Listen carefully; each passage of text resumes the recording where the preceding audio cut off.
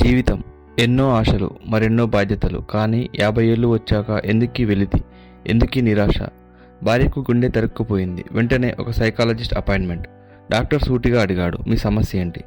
ఉద్యోగ ఒత్తిడి, పిల్లల భవిష్యత్, తీరని లోన్లు అన్నీ తనని ఉక్కిరిబిక్కిరి చేస్తున్నాయని ఆ పెద్ద మనిషి తన బాధనంతా వెళ్ళబోసుకున్నాడు. కానీ డాక్టర్ మాత్రం ఒక వింత సలహా ఇచ్చాడు. అది మందులు కాదు, యోగా గురించి కాదు, చివరికి ఎక్కడికైనా వెళ్ళి రమ్మనే సలహా కూడా కాదు. మీరు మీ స్కూల్కి వెళ్ళండి, మీ క్లాస్మేట్స్ వివరాలు సేకరించండి అన్నాడు ఆ డాక్టర్.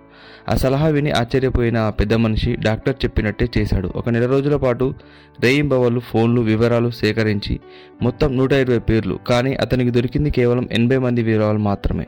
ఆ 80 మంది జీవితాల వెనుక దాగున్న నిజాలు వింటే మీరు ఖచ్చితంగా షాక్ అవుతారు.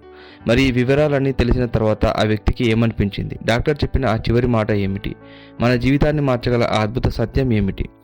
ఇతరుల పళ్ళాల్లో ఏముందో చూడటం మానేయండి, మీ పళ్ళెంలోని ఆహారాన్ని ఆస్వాదించండి. ఈ కథ మీ జీవితాన్ని మార్చేయగలదు.